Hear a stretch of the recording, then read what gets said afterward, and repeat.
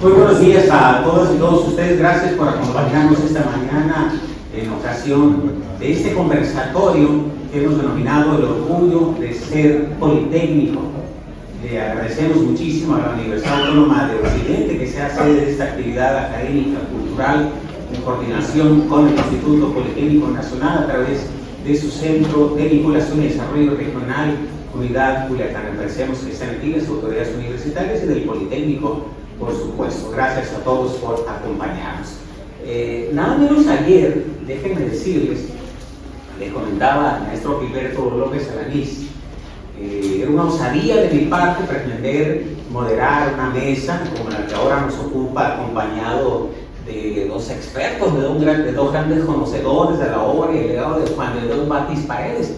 Y si bien es cierto que ayer me mostraba yo algo alterado, nervioso por esa encomienda, ahora la verdad es que ahorita estoy aterrado, ¿no? Porque además de ellos están ustedes también, y hay un compromiso en consecuencia de que las cosas eventualmente pudieran salir bien como queremos. Yo voy a apelar a la amistad que me une y a los afectos que tengo con mis amigos, el maestro Gilberto López Alanís y el ingeniero Rafael Borbón, para poder salir adelante de este compromiso, con la encomienda y con el respeto y con la solicitud de que pase lo que pase, amigos míos. Después de esto vamos a seguir siendo amigos, por favor, ¿no? Por favor. Bueno, dicho esto, como comenté, la actividad que esta mañana nos convoca, que es este conversatorio, tiene que ver justamente con la exposición que hace unos momentos hemos inaugurado y que habla justamente sobre Juan de Dios Batis Paredes y su legado educativo para el país y particularmente para Sinaloa, de tal suerte que nosotros estamos orgullosos de presentar esta obra aquí en la Universidad Autónoma de Occidente, en el ánimo, en el afán de que la comunidad universitaria sepa muy bien, conozca muy bien quién fue, quién es y cuál es el legado de Juan de Dios Batis Paredes. Como saben, en la ciudad hay calles, hay avenidas, hay escuelas, hay un monumento incluso dedicado a Juan de Dios Batis y muchas veces no sabemos quién es o quién fue Juan de Dios Batis. Esa es una de las grandes razones por las que estamos aquí, porque como somos politécnicos, queremos seguir enalteciendo el nombre y el legado del fundador del gran Instituto Politécnico Nacional. Miren, para este conversatorio lo hemos querido integrar de la siguiente manera. Vamos a pedirle al maestro Gilberto López Alanís que nos hable justamente de la trayectoria de vida, de la hoja de vida, de la historia de vida de Juan de Dios Batis Paredes, de los lazos familiares que le hicieron llegar o estar aquí en Sinaloa y de dónde viene su familia. Como saben, Batis nació en Sataya, entonces municipio de Culiacán, y hoy es municipio de Navojoa, como lo saben.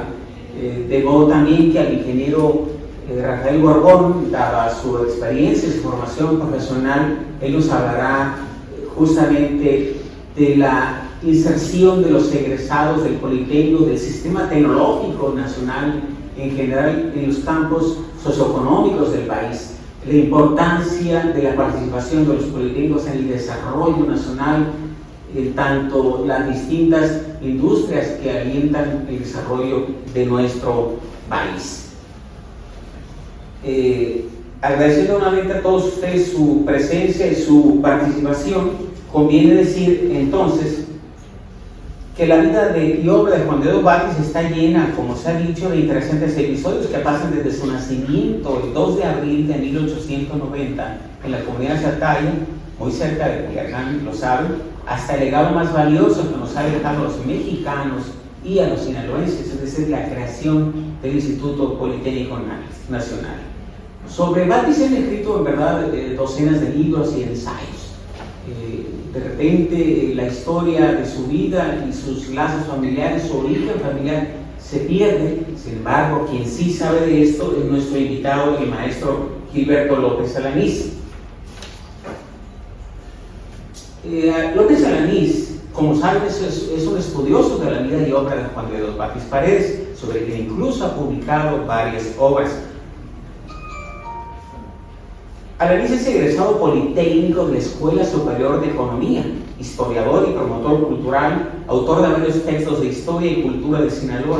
fue director fundador del Archivo Histórico General del Estado de Sinaloa y es, además, actualmente presidente de la Corresponsalía Culiacán del Seminario de Cultura Mexicana. Déjenme decirles que cada uno de nuestros expositores tendrá hasta 8 minutos para participar. Después intentaremos un diálogo con ustedes, con la audiencia y con quienes siguen esta transmisión a través de Facebook Live en la cuenta IPN Culiacán. Le damos la palabra al maestro Gilberto López Alanis.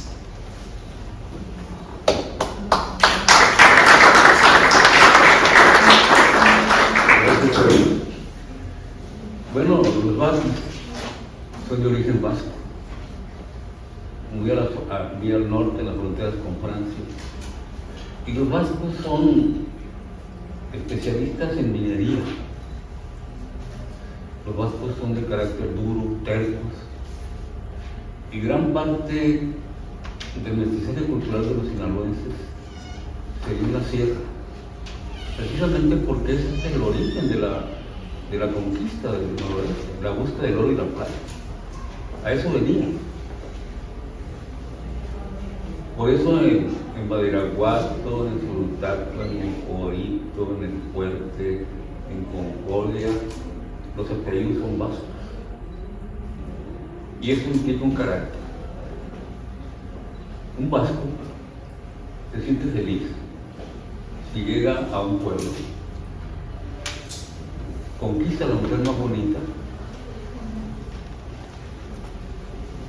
jala un conjunto de música, toma y recorre el pueblo. Pues eso es lo que hacen los sinaloenses arriba, en la sierra.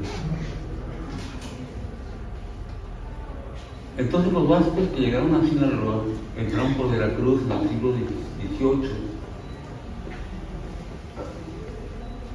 y de ahí se introdujeron y llegaron hasta Tamazula.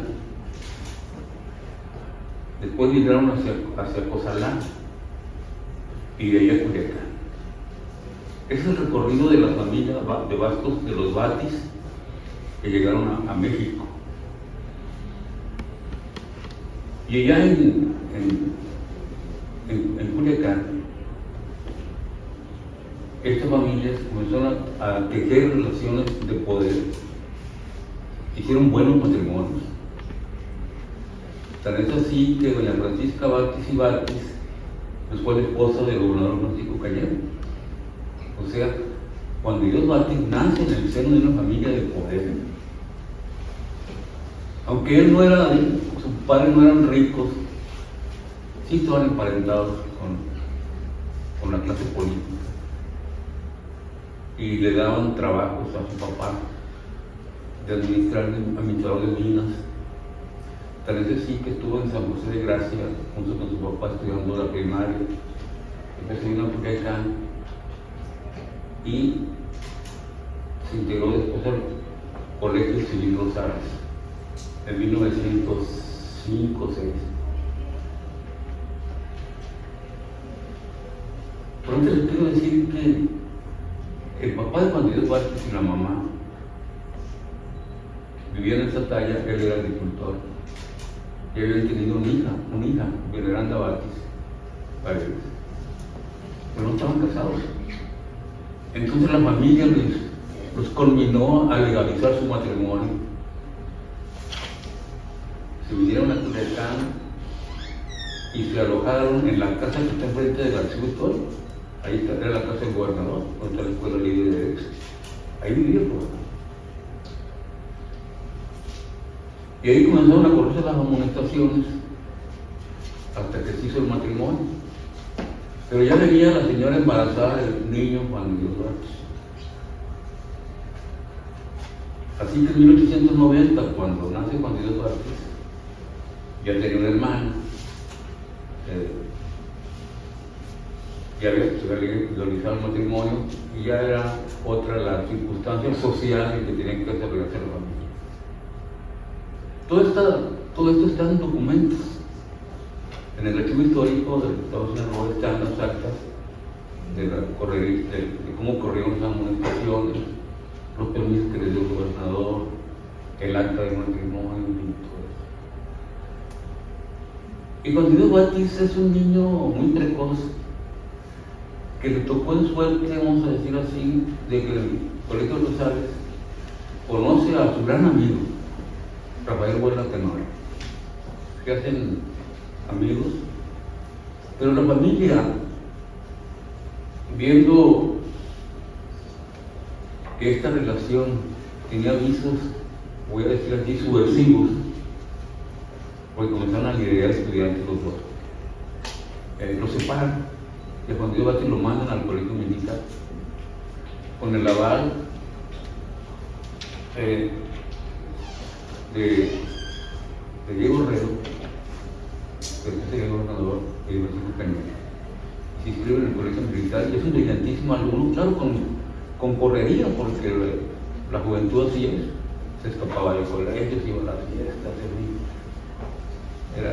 era muy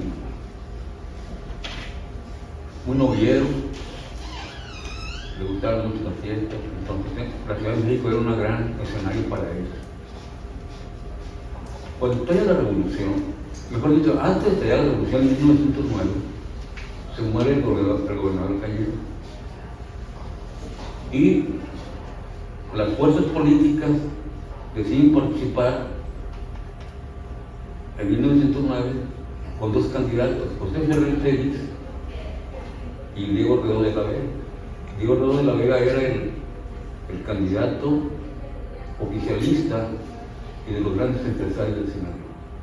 Y José Ferrer Félix era un tribuno, un diputado federal que era muy pintoresco, porque tenía mucho arrastre y todavía se atrevía a encabezar vuelos, o sea, retaba a sus enemigos y hacía vuelos en Chapultepec. Pues resulta que ya al entrar a las elecciones, José Ferrer Félix nunca se paró en Sinaloa, hizo una campaña en ausencia y sin embargo ganó. Pero la maquinaria oficial del porfiriato operó y la ustedes la dieron a Diego Redondo de la Vega. En ese ínter, Rafael Buelna es expulsado del colegio por haber sacado a los estudiantes a hacer una manifestación,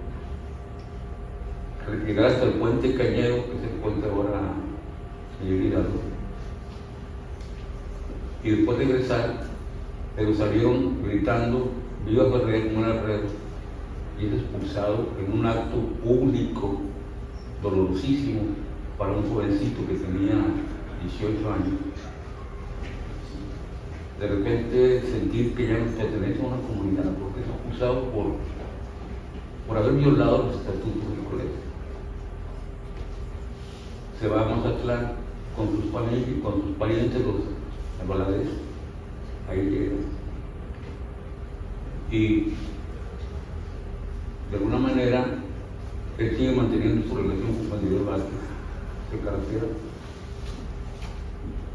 Y ahí en Mazatlán, Rafael Buelna encabeza también una lucha política.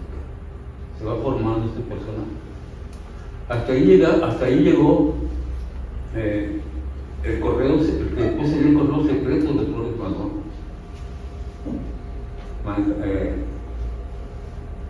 Bernal Manjarres, un jovencito que iba a estudiar en la Escuela Politécnica de los Estados Unidos y que era amigo de Rafael Buelna y pariente de la novia que tenía Rafael Buelna en ese gimnasio, y se carteaban, él entregaba las cartas, el Bernal Manjarres. Nicolás Tomás Bernal Manjarres, Nicolás de Bernal de San Ignacio. Y llega, y antes de ir a California, Nicolás de Bernal llega a Mazatlán, platica con Rafael Buelna, y Rafael Buelna le regala un libro, y en el vapor que va de Mazatlán a San Francisco, se va leyendo este libro Nicolás de Bernal, y cuando llega a San Francisco, se le olvida que iba a estudiar inglés en un politécnico, y se dedica a buscar a los Flores Magón, y se convierte en el correo secreto de Flores Magón. Nicolás de Bernal, nosotros lo conocimos en la Confederación de Jóvenes Mexicanos, con Nacho Castillo. Ahí llegaba don Nicolás, delgadito, pero un gran defensor y un gran amigo de los hermanos Flores Magón. Trató de platicar con él en los 66, 67, 68. Pero el chiste es que cuando llega Francisco Madero al poder a través de una elección, y en el 13 es derrocado y asesinado, se levanta en armas Rafael Buelna y llama a Juan Díaz Batis a que lo acompañe en esta lucha revolucionaria y lo hace jefe del Estado Mayor. El que sabía de armas era Juan Díaz Batis, porque había estudiado en el colegio militar, una carrera brillante. Pero el que lideraba a los contingentes era Rafael Buelna. Hacen una gran pareja, obtienen muchas victorias, toman Nayarit, los nombran jefes políticos de Nayarit, conocen a dos muchachas y se casan en la misma fecha, y fueron unas parejas que durante un tiempo convivieron. La lucha revolucionaria los separa. Juan Díaz Batis más reflexivo, yo podría decir que más culto. Sin embargo, Rafael Buelna más temperamental, más atrevido, encabezaba los contingentes, iba al frente, por eso lo mataron, porque iba al frente y entraron a él. Entonces, llegó un momento en que, a la muerte de Rafael Buelna, Batis tiene que emprender otro tipo de actividad y se liga con Lázaro Cárdenas y va participando políticamente. Juan Díaz Batis está en la configuración del plan sexenal, el plan político que va a hacer que Lázaro Cárdenas alcance la presidencia de la República. Y cuando Lázaro Cárdenas alcanza la presidencia, le ofrece a Juan Díaz Batis una gran posición. Y él dice que no, en la Secretaría de Educación Pública, dice que no. Que él quiere instrumentar la enseñanza politécnica en México a través de una institución. Y se rodea de personajes más brillantes de su época, logran establecer el proyecto, se lo presentan a Cárdenas, Cárdenas lo prueba y comienza la vida institucional de esta gran organización nacional que es el Politécnico.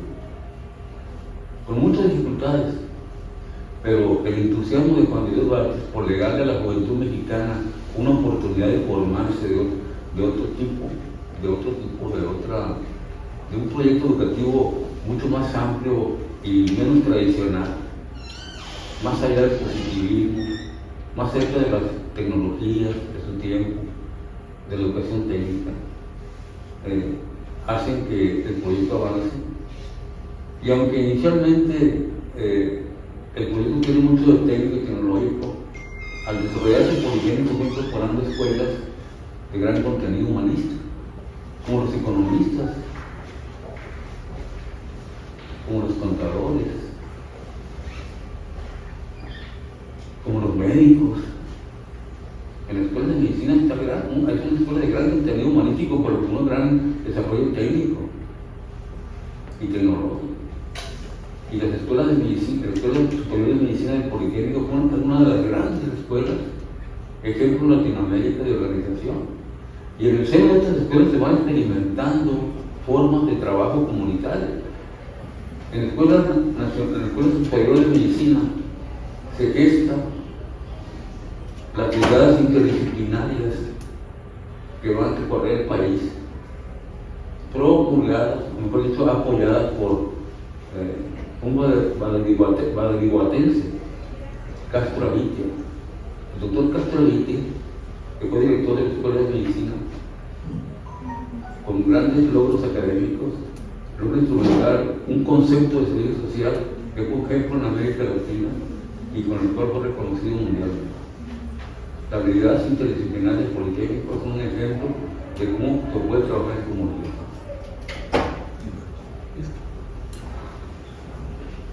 Muchas gracias, maestro Gilberto. Lo que termina esta primera intervención, digamos, en este recorrido somero rapidísimo por la vida familiar, social, política, educativa de Juan de Dios Batis Paredes, que resulta muy interesante para todos nosotros. Permítanme ahora presentarles a nuestro siguiente invitado. Es un gusto, la verdad, para mí presentar al ingeniero Rafael Borbón Ramos, un reconocido empresario de la industria de radio y televisión, como ustedes lo saben, quien desde muy joven, por cierto, ha estado muy cerca del Politécnico Nacional Gregoriano Rafael Borbón.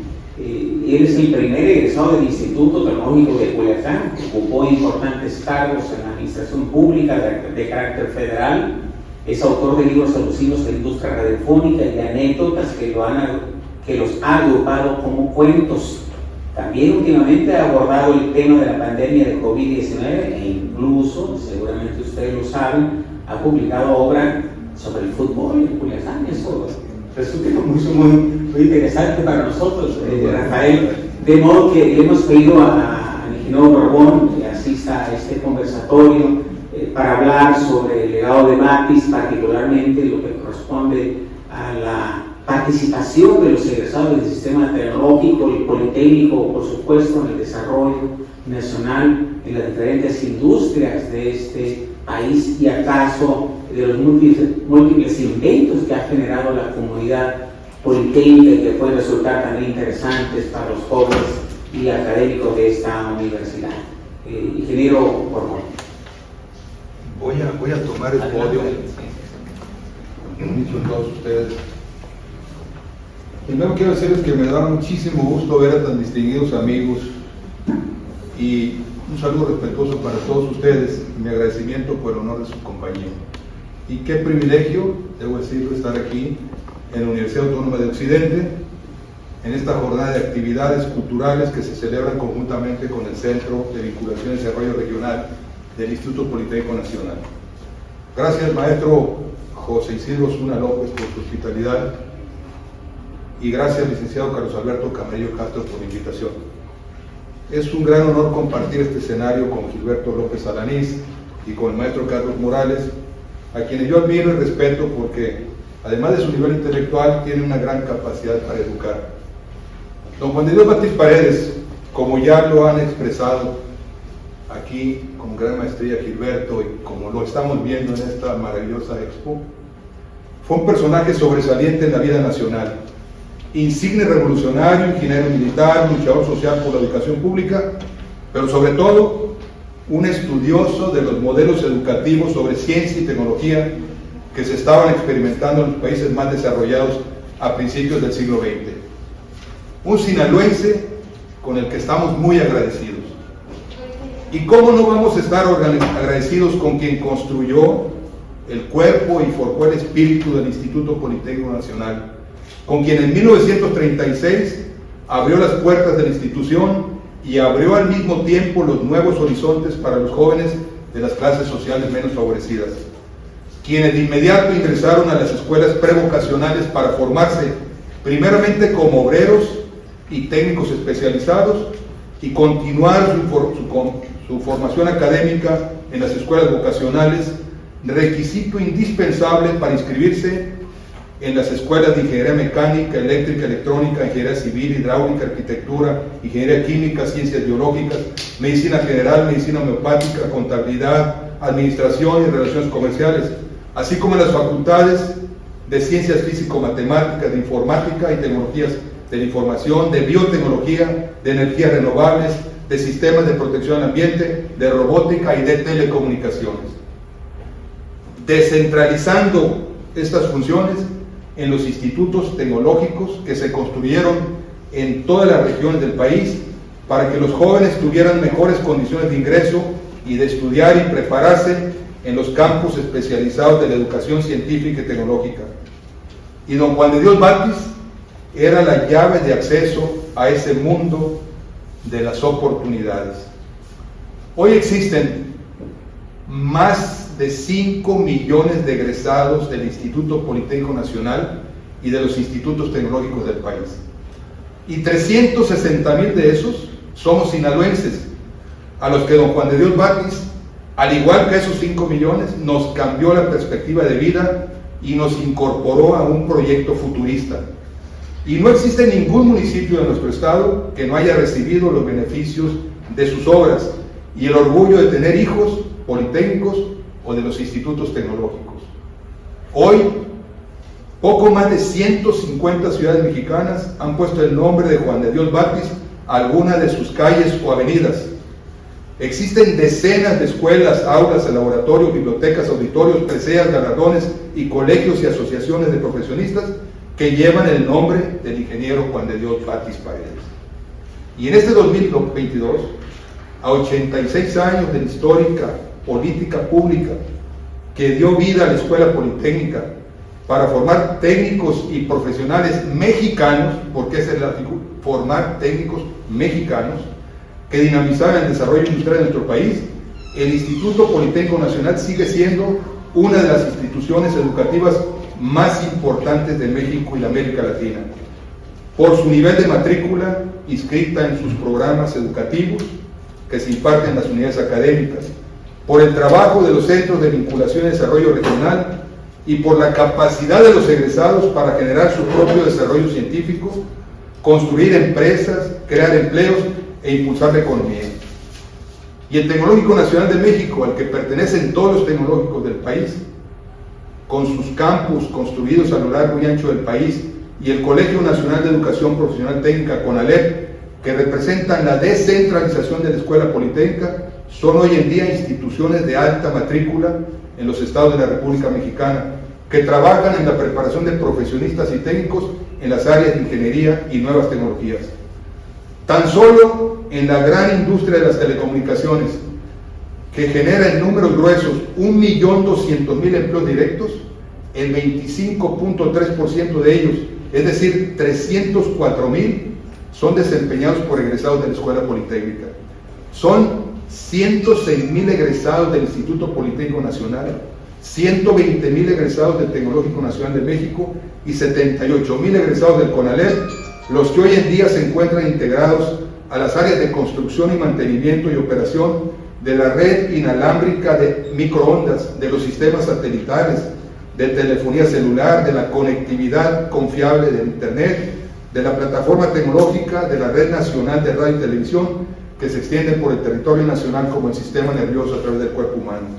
Una espectacular estructura tecnológica que hace posible la operación de los sitios web, del correo electrónico y la mensajería electrónica, y de las poco más de 2.800 estaciones de radio y televisión que generan señales que cubren la totalidad del país, con contenidos de entretenimiento, musicales, deportivos y de información noticiosa, que son gratuitos y que están en la conciencia del 97% de los mexicanos. Aquí ustedes en la universidad tienen su canal de televisión. Y son muchos los egresados de la Escuela Politécnica que participan en la actividad productiva y que hoy, con las medidas sanitarias y protocolos de seguridad por la pandemia del coronavirus, que forzaron a las personas a entablar nuevas formas de comunicación, de trabajo y de entretenimiento, están impulsando a los sectores de la economía a buscar el máximo potencial de las tecnologías para mejorar la salud, la educación, la producción y la bioseguridad, e imaginando nuevas estrategias y modelos operativos que permitan al gobierno y las empresas superar la crisis económica lo más rápido posible. La pandemia nos confirmó la relevancia que tiene la educación técnica y que las carreras que ofrece la Escuela Politécnica, que antes eran una opción, ahora son una necesidad estratégica para todos los sectores de la economía y clave de las nuevas oportunidades de los tiempos post-COVID. De esa magnitud era el proyecto de la Escuela Politécnica, el proyecto visionario de Lázaro Cárdenas, que don Juan de Dios Batis Paredes, en su calidad de presidente del Consejo Técnico de la Escuela Politécnica, y un numeroso grupo de académicos e investigadores, y el entusiasmo permanente de muchísimos maestros y estudiantes, aterrizaron en la realidad e hicieron del Instituto Politécnico Nacional el centro propagador de la ciencia y la tecnología. Gracias a todos por su atención y gracias por su tiempo. Estoy a sus órdenes para las preguntas que quieran.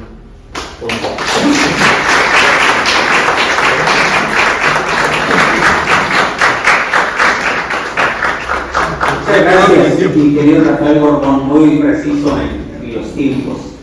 Muchas gracias. Vamos a dar ahora pie a una ronda de preguntas, respuestas, de comentarios de la audiencia, de los participantes asistentes a esta charla, de modo que si alguien tiene algún comentario, pregunta que hacer a nuestros invitados, con todo gusto, por favor. Vemos aquí incluso que hay egresados del Politécnico, de Comunidad Politécnica también aquí presente, y todos, por supuesto, llevamos en nuestro corazón siempre el legado y el recuerdo de Juan de Dios Batis Paredes. ¿Alguien tiene alguna pregunta o comentario? Adelante. Guadalupe Valenzuela. Yo solo quiero felicitar la expedición tan precisa que han hecho las dos personas que me pusieron la palabra en relación al Politécnico. Yo solo tengo un agradecimiento para el Politécnico, y quiero decirlo, y una invitación para los jóvenes de la Universidad Autónoma de Occidente. Dice: Instituto Politécnico Nacional, a ti debo cuanto soy, cuanto tengo y tanto más, porque le diste a mi vida vergüenza profesional. Politécnico, tus colores los defiendo, con vergüenza mi trabajo respaldo en conocimiento, para poner en lo más alto los colores guinda y blanco, y el rebuñido del burro convertirlo en mejor canto, que al oído de mi pueblo significa una esperanza y el derecho de tenerla sin importar circunstancias. Instituto Politécnico Nacional, institución a la que por demás quiero, a la que llegué como muchacho y salí como ingeniero. Gracias.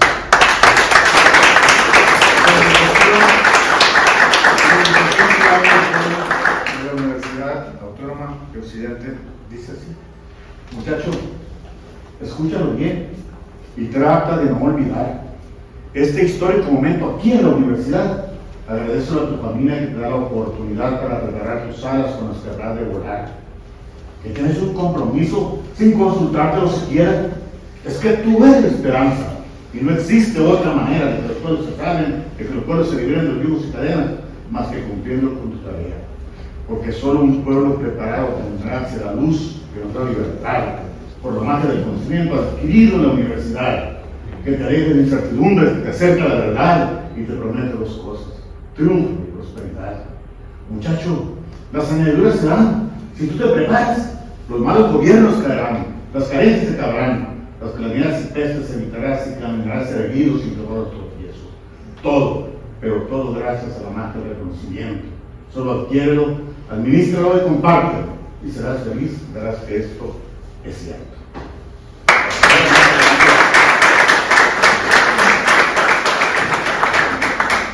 ¿Hay alguna otra intervención de parte de ustedes, por favor?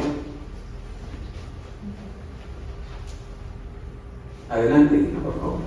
Chicotenca Reyes, académico, docente aquí en la universidad, para congratularme de estar presente en este evento, en el que me llena de orgullo el conocer más de este distinguido mexicano, Juan de Dios Batis Paredes.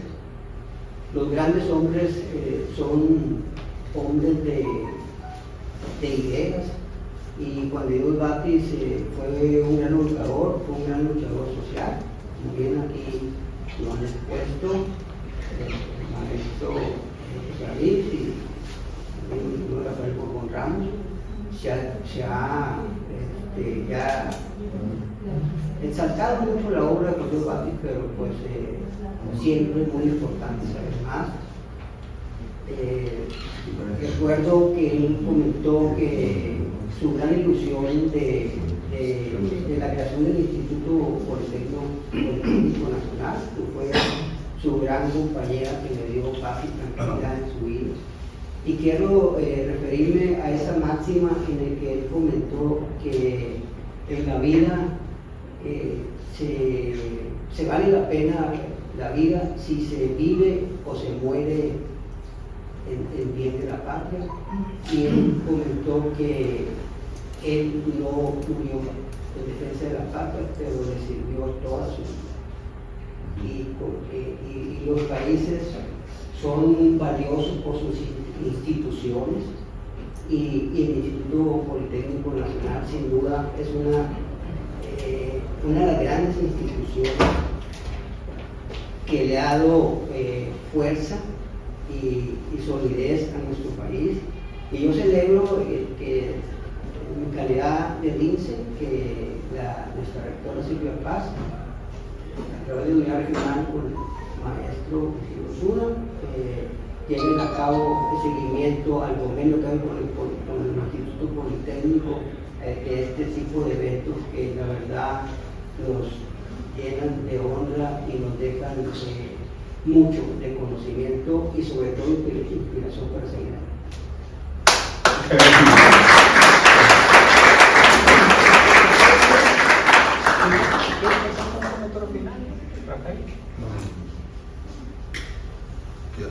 ¿Alguien más de la audiencia, por favor?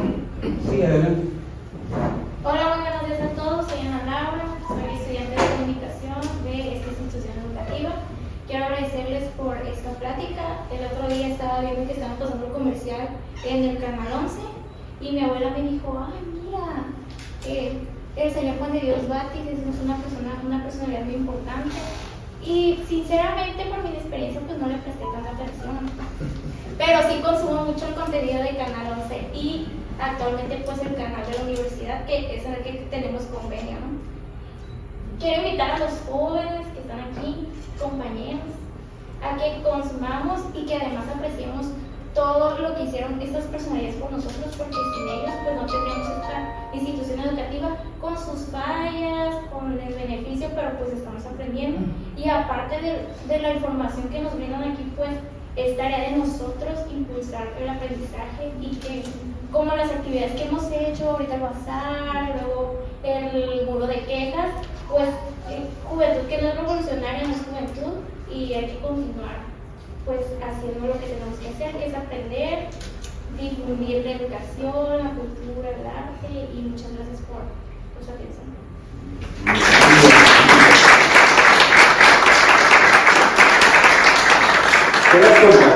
Eres contratada. Adelante, por favor. Mi nombre es Jorge Ñañez, únicamente pues igual para felicitar por esta conversatorio a mi amigo Rafael Borbón, a Gilberto López, Carlos, muchas gracias por estar. Yo en lo personal, pues de alguna manera no estuve en el Politécnico, pero estudié la preparatoria, fui de la última generación del Instituto Tecnológico de Culiacán. Cuando desaparece la preparatoria ya se va a CEDETIS y se quedan puras carreras universitarias.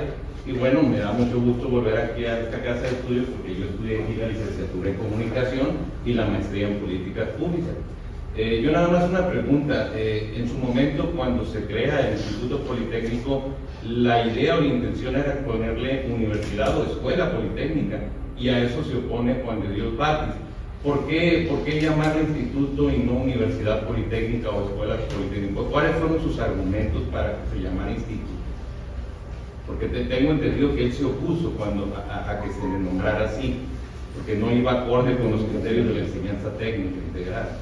Pero no he leído más de los argumentos. No sé si ustedes... Yo no tengo respuesta.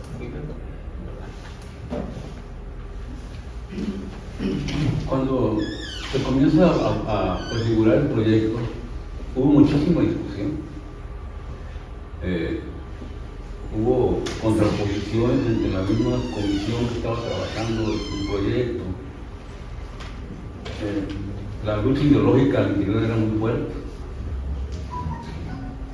Y lo del instituto, universidad, también tuvo un problema porque en cierto momento en la UNAM se pensó que si se llamaba universidad iba a ser una competencia muy fuerte, o incluso decían que con la misma universidad ya bastaba, que no había necesidad de crear otra universidad. Y cuando yo les dice, es que no va a alcanzar una universidad para todo el proyecto que tenemos en frente de educar a toda la juventud. Necesitamos muchas universidades. Y me atrevo a decir que el nombre de instituto se pensó para hacerlo diferente, para plantear una diferencia en cuanto a propósitos y contenidos. Entonces, y de alguna manera, ligándolo con la Escuela Politécnica Francesa, porque de ahí viene la inspiración. Yo lo decía hace rato que Juan de Dios Vázquez en el Liceo Rosales, después convertido en Colegio Rosales, se experimentan los paquetes tecnológicos traídos de Francia por el doctor Paliza y el ingeniero Sosa, para hacer que los alumnos comiencen a introducirse a la educación positiva, a la enseñanza positiva bajo la escuela que era vigente en este momento. Entonces la inspiración politécnica para mí nace en el Liceo Rosales, en el Colegio Rosales, cuando ellos se dan cuenta de la importancia de que la educación técnica y tecnológica se expanda a nivel nacional, pero se las atraviesa la revolución, tienen que militar en ella, porque no podían quedarse, como dice la compañera, no podían quedarse como jóvenes fuera de este gran movimiento. Y hay un momento en que la juventud tiene que decidir qué hacer, así como nos pasó en el 68, que había que participar para poder de alguna manera avisorar qué venía. A Juan de Dios Vázquez y a Rafael Güemes les toca participar en la revolución en varios flancos, pero persisten en la idea de, cuando uno se encuentra de Dios, de legarle a través del triunfo revolucionario una institución educativa de amplio alcance, y creo que la denominación de instituto va en el sentido de no competir con la universidad, sino ser complementario en un proyecto educativo.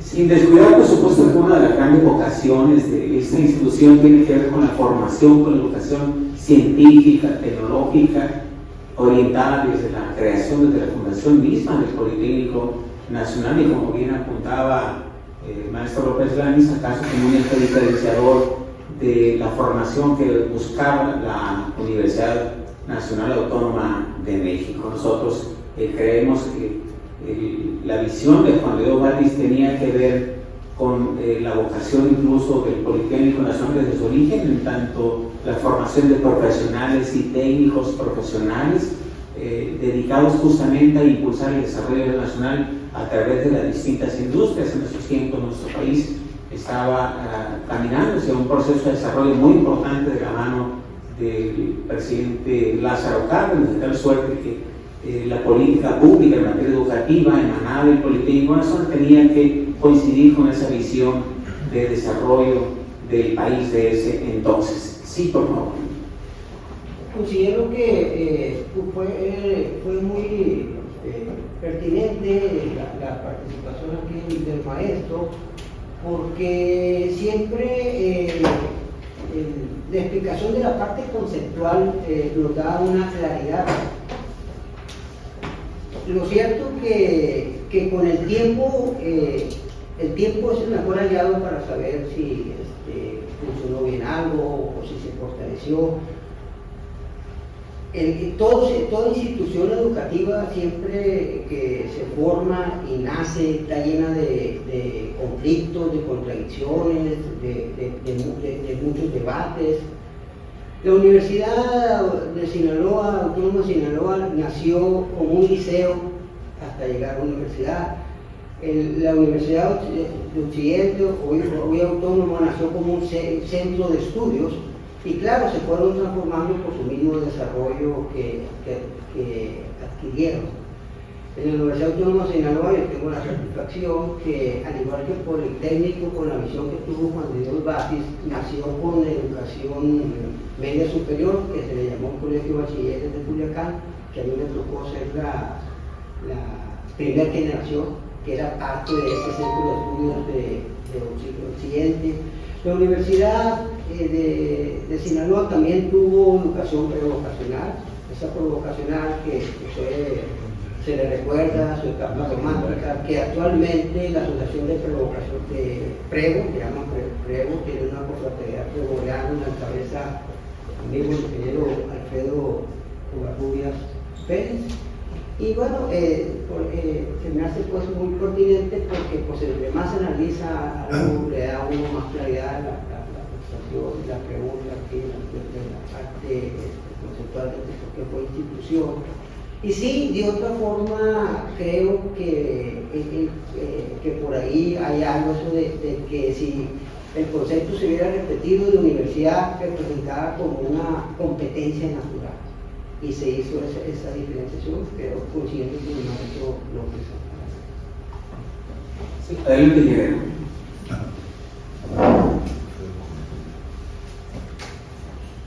Quiero felicitar antes que nada la intervención de Gilberto López Alanís y del ingeniero Rafael Borbón, porque este tema pues es un tema muy importante que tiene mucho fondo de beneficio para el país.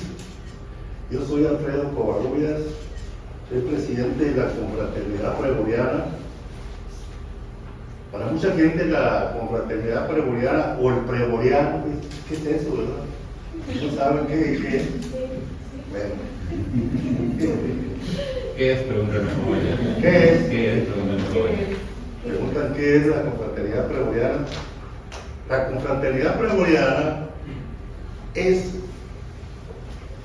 una relación de todas las generaciones que hubo en la famosa escuela La Prego. La Prego tuvo su origen precisamente a iniciativa del ingeniero Juan de Dios Batis. ¿Y por qué se formó? Se formó porque cuando formó el Politécnico, pues necesitaba una base, unos cimientos para de ahí que empezara a germinar la educación, la preparación de todas las generaciones que venían. En mi época no había más que 2 secundarias en todo el estado de Sinaloa. Nada más. Era la Prego y era la universidad. Pero la universidad, pues realmente se le daba a todas las personas, casi, no era muy exclusiva, sí había oportunidad para toda la gente, pero a toda la gente que radicaba en Culiacán, que tenía la facilidad de asistir a la universidad, a la secundaria. Y aquí entra el detalle que les quiero explicar de la gran importancia de la intervención de don Juan de Dios Batis. Don Juan de Dios Batis pensó en formar ese cimiento para el Politécnico, y ese cimiento fue la creación de las prevocacionales en las escuelas. Eran unas escuelas que eran unos internados, eran un internado que ya venía con toda la formación por indicación de don Juan de Dios Batis, en el sentido que estaba dirigida a la mayor parte de la gente de escasos recursos económicos. Es donde se les dio oportunidad de estudiar a toda la gente que vivía alrededor de todo el estado, alrededor de Culiacán. Había estudiantes de Mochis hasta el Rosario. Todos venían a estudiar, las gentes que no tenían ninguna oportunidad de estudiar, que sus medios económicos no les daban. Ese es uno para mí de los puntos más importantes de ese señor, que pensó en darle educación a la gente que no tenía los medios económicos. Entonces, en la Prego, en el internado, les daba alimentación, hospedaje, una beca, ropa, zapatos, todo les daban a todos los que ingresaban a la Prego, con el fin de que pudieran estudiar las clases necesitadas, que nunca iban a estudiar, que si no hubiera sido por la Prego, hubieran crecido en el rancho ahí, trabajando en el rancho ahí. Entonces, Ahorita yo soy presidente de la confraternidad Premoriana. Pues hay algunos 70 profesionistas, pero realmente 70 de aquí de Culiacán que asisten, pero hay muchos que no van, pero que son egresados son exalumnos de la secundaria prevocacional, profesionistas que si no hubieran estudiado, se hubieran quedado en los ranchos, se hubieran quedado en el campo. Para mí, dentro de los miles de cosas, de acciones que hizo este señor Juan de Dios Vázquez, esa fue el centro de todo. Pensó en darle oportunidad a los más necesitados.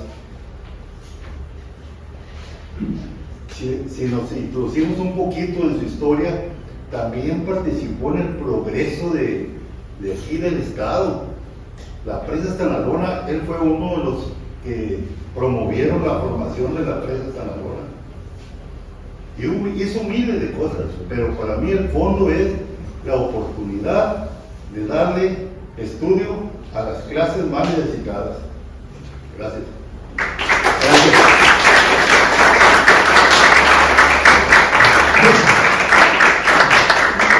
A ver, un poco para que los chicos aquí presentes de la universidad entiendan los escenarios de aquellas épocas.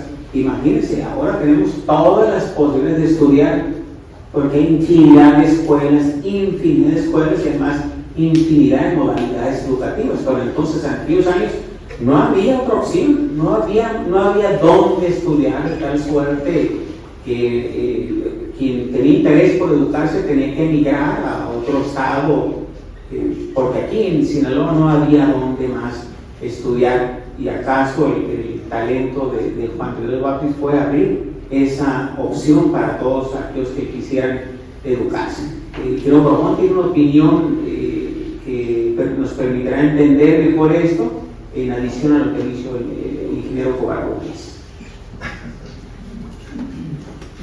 Una petición aquí del señor. Petición popular. La prevocacional es prevocacional, previa a la vocacional. La prevocacional era la secundaria técnica. La vocacional, la preparatoria técnica. En el proyecto educativo del Politécnico Nacional establecía en el centro del país todas las carreras profesionales y distribuidas en el territorio nacional las prevocacionales, las secundarias técnicas y las vocacionales, preparatorias técnicas. Y lo conocemos nosotros como prevocacional.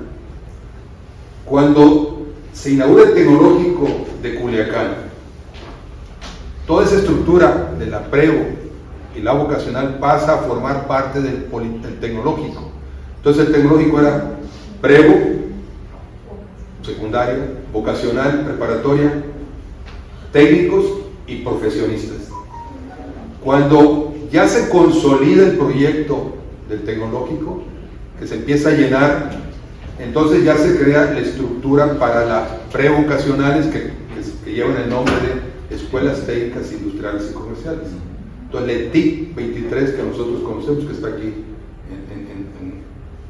por la calle de la universidad, esquina ya con la carretera, es la escuela TIC, que es la prevocacional a la que se refería el ingeniero. Ahora ya la estructura no es de internado, es una escuela técnica, pero es prevo era secundaria, vocacional, profesional, y luego venían los profesionistas. Que el tecnológico de Culiacán inicia con las carreras de ingeniero industrial en mecánica y eléctrica, que en el Politécnico se llamaba ingenieros en mecánica y eléctrica. Nada más le agregan lo de industrial aquí para hacer una diferenciación entre tecnológicos y politécnicos, pero los tecnológicos son la descentralización del Politécnico Nacional. Y nada más para decirles tantas cosas que he participado Juan de Dios Vázquez. Cuando se forma el equipo de los tomateros, el origen, el primer color que se escogió era el de los rojo. Pero alguien le consulta a don Juan de Dios y dijo, póngale guinda para que sea el color del Politécnico, porque él era de aquí. Entonces le pusieron, por eso los tomateros son guindas. Y yo escuché en alguna ocasión al dueño del equipo, al señor Juan Manuel Ley, que en México en una entrevista le dicen, oiga, ¿por qué los tomateros son guindas? ¿Por qué los tomates no son guindas? Y dijo, el Politécnico algún día los va a hacer guindas los tomates. Efectivamente, por eso los tomateros llevan el color guinda y no rojo. Estamos orgullosos de eso porque los tomateros son politécnicos. Oiga, vamos a cerrar. Perdón, adelante. Nada más de manera de comentario, agradecer a los ponentes, que mucho orgullo tenemos de tenerlos con nosotros, y decirle que yo soy orgullosamente hermana de Preseo Lázaro Cárdenas, el que indujo y el que propuso las repetidoras del Canal 11, ingeniero Óscar Valdemero. Ingeniero. Y trabajo en el Politécnico. Muchas gracias.